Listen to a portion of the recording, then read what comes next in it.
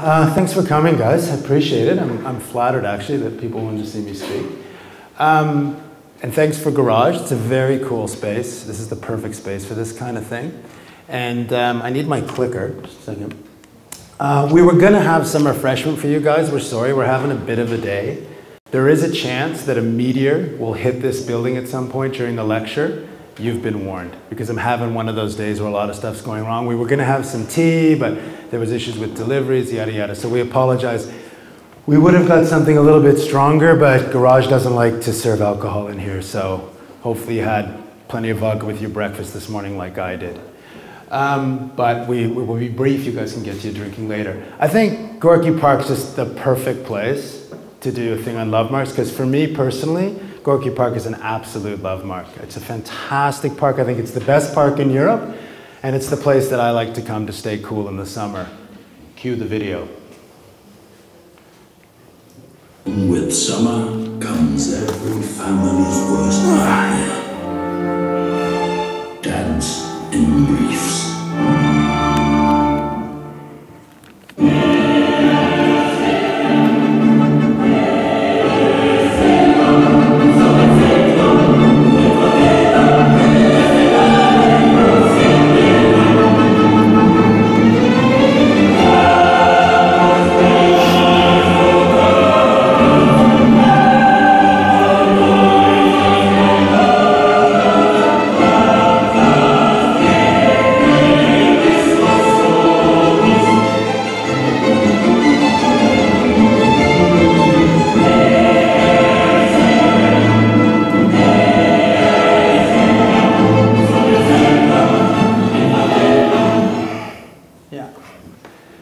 So add some rollerblades to that, and that's me in Gorky Park on a Saturday.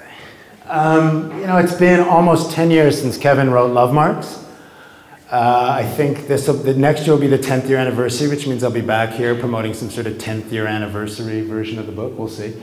I worked for Saatchi in Shanghai at the time that the book was written, and I remember it really well because it was really controversial. For some reason, it was really controversial, not just outside of Saatchi, amongst our competitors in the industry, but within Saatchi. You know, the funny thing about advertising is it's a business that's all about new ideas, and people are incredibly closed to new ideas, especially things that are really, really simple like Loveworks, and I'm going to talk about that in a second. But, you know, a couple of things happened that got Loveworks going. One was P&G and Toyota, who are Saatchi's two biggest clients. They both embraced it quite quickly. They started to use it right away, and a number of the cases in the book are from P&G and Toyota. And when marketers like that embrace something, obviously it gives it a lot of credibility. That was a big moment.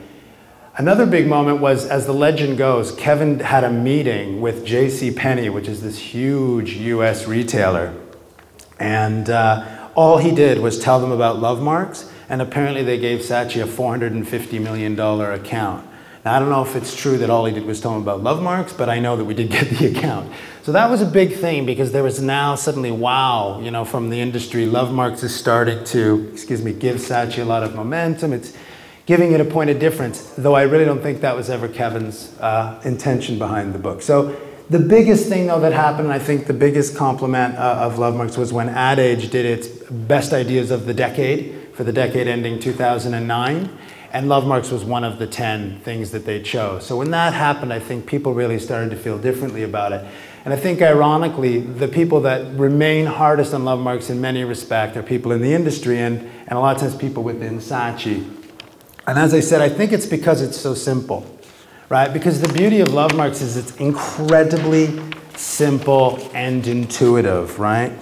The basic idea of a Lovework is that it's a brand or a place or a thing or a person that people have deep emotional connections to. And the deepest emotional connection you can have is love, right? So it's really that simple. The thinking, however, is a little more developed in that the thing about love is, it is irrational inherently. So you can't choose who you love, they say, and you can't always explain love. You know, you see these couples walking down the street and you're like, really? And that's love. I mean, that's the nature of emotion. It is the opposite of rational thought. It's inherently irrational. And that's what love marks are all about. That's the nature of love marks. They're about brands that have loyalty beyond reasons, okay? Beyond reasons, that's the key. Not without reason, beyond reasons, okay? So brands, traditionally speaking, all these famous brands amongst us, the ones that have been around for a long time, most of them were built on reasons.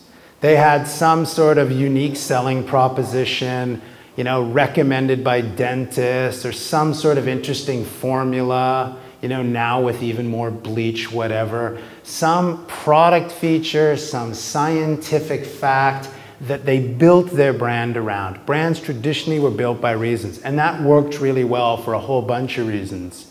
One was because, to be honest, it wasn't as competitive an environment at one time. You know, there wasn't as many products. Things were very regionalized. It wasn't as global as it is now. It wasn't as cheap to make things. So you didn't have competitors coming at you from all over the world. And for various reasons, you could get away with it.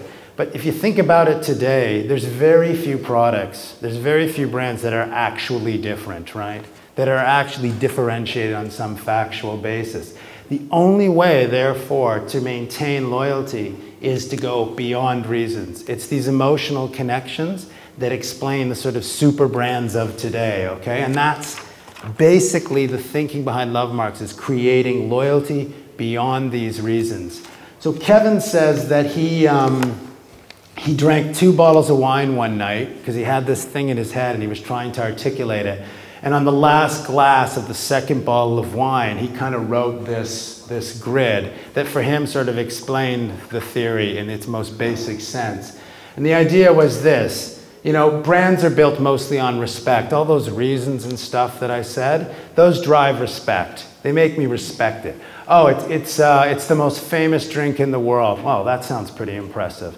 It comes with a lot of caffeine. Oh, that's great. I'm really tired. It'll wake me up. You know. It's got a great American heritage. Oh, that's exciting. You know, the US is such an interesting pop culture.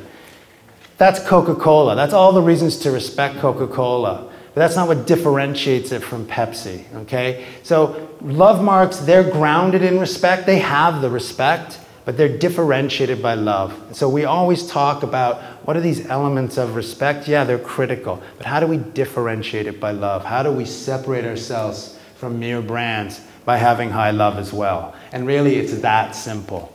That's how simple it is. Now, Kevin managed to squeeze all that into like a 150-page book. I don't know how, but it's that simple. And of course, it works because it's still around all these many years later, and it works. And we've done a lot of research on it. We've done a lot of research on that grid, and we said, what is the performance of the brands that end up in this corner, in the love marks corner, versus the brands that are in the brand corner? And just there's lots and lots of research on it. And not surprisingly, if you make it into the love mark quadrant, your business does a lot better. It results in better business. Okay, so one thing is purchase intent is much higher, like 60% higher. And that's a bit of a big deal. That's pretty much the most important thing you can drive when you're building a brand strategy. The other thing is people spend more time with their love marks. They want them more. They spend 93 days more a year on average with their love marks than they do with regular brands. So that's obviously building frequency. And you know, people want to be around the things they love. They can't do without the things they love. The second they run out of it, they go and they replace it. That's the difference between a love mark and a brand. You replace it right away. So shortly after Kevin writes love marks, these guys come out with Firms of Endearment, which is an interesting book as well. It's a bit more scientific. And what Firms of Endearment did, it asked thousands of people to say, what are the firms, what are the companies that you love versus just like? And the ones that people said, I love this, like Apple, it's an amazing. They called those Firms of Endearment. Kind of a clever play on terms of endearment. And then they looked at the results over a 10-year period between the Firms of Endearment and the regular firms. And again, overwhelming kind of evidence that says it works, because the Firms of Endearment delivered almost 9 times the results as far as overall return on investment from the regular firms, okay? So their book kind of looked at it from a different angle, but at the end of the day, You know, it works. Emotional connections drive business results. And that's all we've been saying for the last 10 years. And that's the theme of the book, Loveworks, okay? And it's a clever title because it's full of works of Lovemark advertising.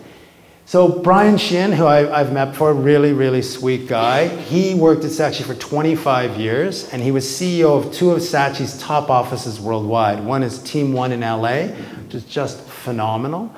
And Saatchi Australia, Sydney, which was Agency of the Year in Australia for their decade. And they're just 2 amazing agencies. He was also CEO of Saatchi Japan, which is a smaller office. And he's a professor now. He left Saatchi to become a professor at Syracuse University. And he said, this is the book that needs to be written. And I said, you know, maybe just a really, really nicely worded email. No, an entire book. So he wanted to basically celebrate the case stories that he knew about from Saatchi that, you know, had used Lovemark thinking to create world-class brands and cases. And it's quite an interesting book. I've got one here. And it's just full of interesting case studies and work, etc., that uses Lovemark's thinking. And it's nice because it's a nice follow-up to the work that Kevin's done. So I'm going to talk about that tonight. I'm going to touch on some of those cases.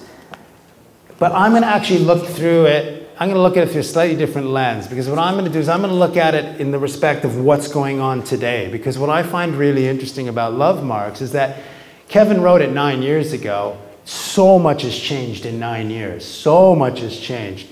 And it's all made it all the more important. So if Lovemark's thinking made sense 9 years ago, today it makes sense 1,000-fold with all the things that are happening in the world today. I don't know what the alternative is to have loyalty beyond reason. So I'm going to go through these and I'm going to show you guys some fun work along the way so you don't have to listen to me talk the whole time. The first thing I kind of touched on already, but it's the most obvious thing. There's nothing new to say. There's absolutely nothing new to say. Those of us in the room that work in advertising, we get briefs, and it is so rare that you get a brief for a product that is truly different. And that's nobody's fault. That's the reality of the world. In almost every category, my nose is making me crazy, excuse me. In almost every category, you have parity, you have commodities. You think about automobiles. There was a time when a Mercedes-Benz was loaded with features that no other car would have. You have a Kia now that has rear view parking cameras. Every car works. Every car has power steering. Every car has air conditioning. Every car starts every time you turn the key. And that's cars, where you have everything in the world to play with. Imagine toilet paper, sugar, water. So there's nothing new to say. The only thing you can do is make people feel differently. Cue the ad, Rocco. The ad. See there? Play the video, dude. Sorry.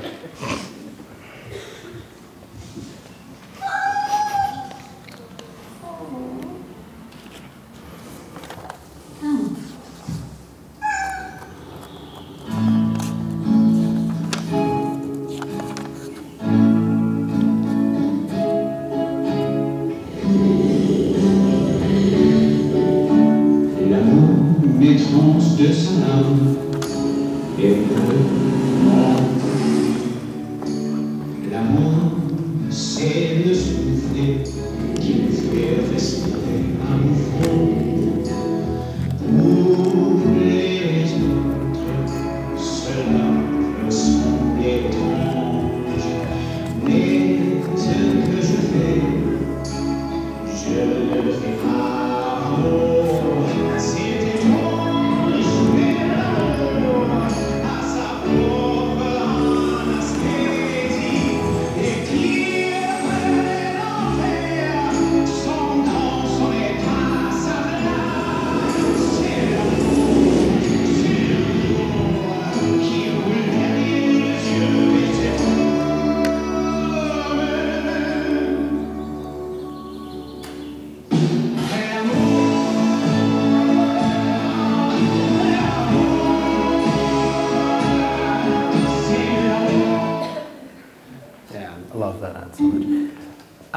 So how do you make people feel something? You talk about things that they care about. And I think the biggest mistake that your kind of classic brands make is they spend all their time trying to be different, even despite the fact that there's nothing different.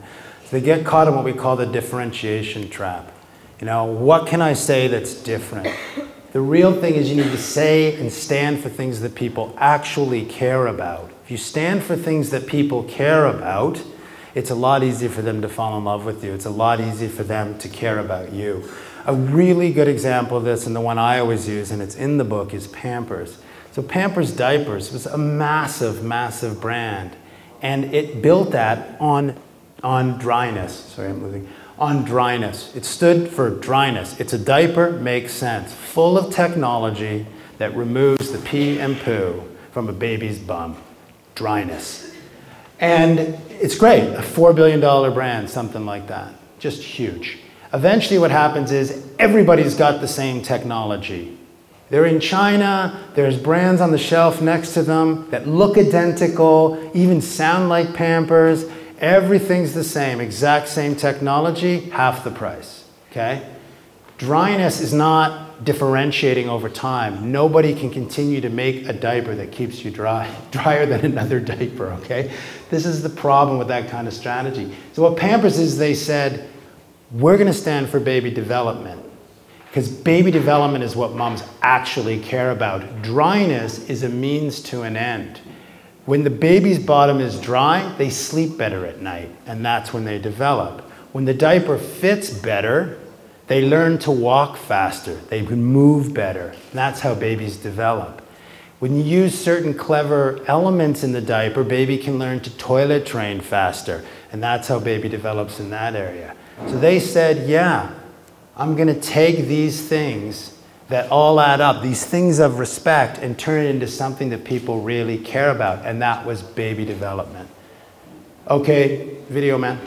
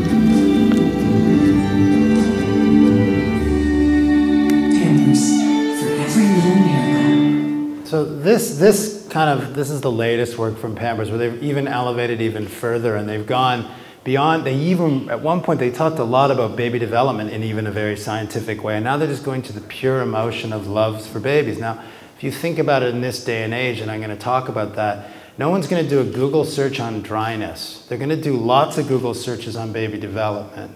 No one's going to participate in a blog on dryness. They will get involved in a blog on baby development. Baby development is what mothers are obsessed with. And when you enter that world, you enter into the world that works in today's media environment, which is kind of the next point. And it's an obvious one that I don't know how we constantly get wrong. I'm from Toronto. I went home for a holiday, and I hadn't been in Toronto in a while, and I hadn't watched TV in a really long time. And I couldn't believe how bad the ads were on TV. Just how bad they were. And I'm just thinking, like, forget Russia for a second. Just think about North America, where you have TiVo, right? Which allows you to erase all the commercials on your TV. You download the shows you love, it instantly erases it. Where you have huge penetration of smart TVs. You have iTunes, you have Netflix, all kinds of sources of legal downloads. And then, of course, you have all the illegal downloads. Why would anybody watch TV? No one needs to watch a TV ad ever again as long as they live. They just don't. So they have to want to. Yet I look at the ads, and I'm guilty too, that we make. And who wants to watch them? I mean, when was the last time you saw an ad that you wouldn't skip if you could skip? You know, when was the last time you saw an ad that you genuinely loved? You're like, oh my God, I love that. It does happen. I'd maybe show you some tonight, but it's pretty rare. And I don't get why it's rare, because I don't know what we're thinking when we put an ad on there that anyone would skip if they could, because they can, and they will. So it's a bit of an obvious one, but not only is love more important than ever, creativity is more important than ever now. So it's about creating ads that people love. That's a big, big part of being a love mark. A really good story, and you guys, a lot of you, if not all of you, will have seen this ad, but you might not know the story behind it, is the Cadbury Gorilla ad, which is kind of like the first viral ad. I guess it's either BMW Films, which did all these viral videos, but this was the first ad that was made for TV that went huge viral.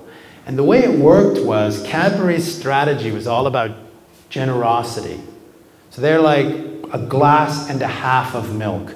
The other chocolate's a glass of milk, we give a glass and a half, we're generous. So what they said was, what's the most generous thing we can do during the ad break? When we interrupt somebody's TV show that they love and they're watching, what's the most generous thing we can do? We can make an ad that's even better than the TV show. So they said, we're going to make advertising that people love more than the TV they're watching, because we're the generous brand.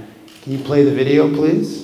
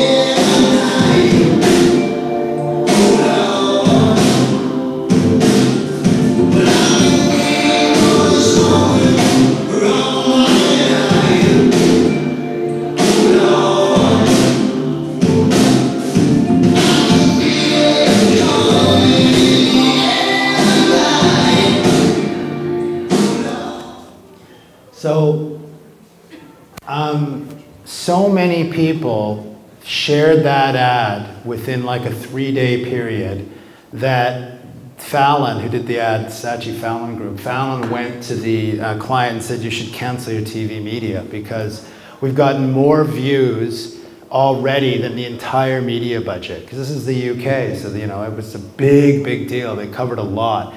And it was kind of the beginning of the viral video, right? I mean, people are like, oh yeah, we'll just make ads, and if they're really cool, people will show up for free. There's some truth to that. But it kind of gets you to this sort of simple formula, which is your sort of ultimate goal. First thing is, you gotta ask yourself is, do you wanna see it again? Will they wanna see it again? Because if they don't wanna see it again, then you've basically had a bad impression. So you've made a bad impression, which is not a great way to get them to love you. And then, given the age we live in, you want to understand, do they want to share it? Because if they want to share it, they will share it. And if they share it, well, that's worth a lot. A lot. That's a very, very good thing. And the last thing, which is a little more interesting, and I think it gets into a kind of a new age that we're into now, is do you want to improve it? Well, they actually want to participate in it and begin to create their own content, which sounds a little silly, but we've seen it, right? This gorilla ad, if you go on and you Google Cadbury Gorilla, you go to YouTube, you're gonna see tons of Me Too's. The actual one is like 10th on the list. There's so many people that did their own versions of it, put different songs on it, etc. And that's the kind of phenomenon you create when you get people to fall in love with your advertising. A really famous Saatchi case that's also in the book is about T-Mobile. And T-Mobile, this is another kind of first, I think. They did the first kind of big flash mob, at least the one that made doing flash mobs really cool. And they did the Liverpool station one, where at a very particular time in the day, all of a sudden this gigantic dance broke out. They filmed the whole thing, they put it online, there was lots of news coverage. And, you know, not only did people share it, they went and did their own flash mobs. So there was this massive sort of, all these people were doing mini T-Mobile dance flash mobs. There was a few in Russia as well. There was definitely one in Moscow as well. So people did want to improve upon it.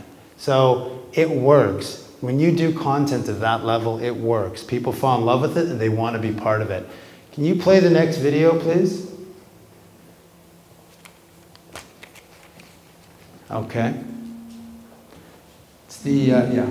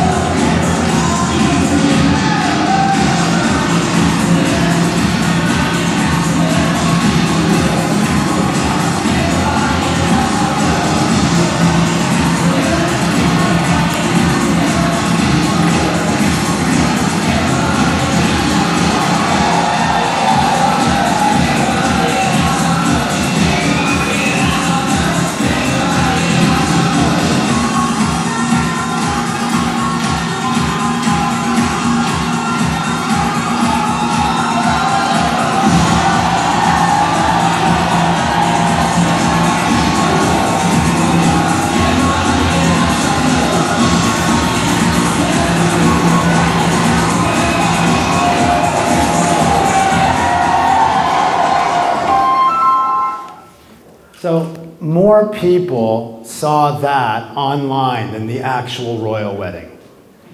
I'm serious, like more people saw that than the actual royal wedding. And that's the kind of phenomenon that you can create. Has anyone here seen the Gangnam Style video? Of course you have, because everyone in the fucking world has seen this video. 1.7 billion, I checked, it's probably 1.8 by now, but I checked this morning. 1.7 billion views.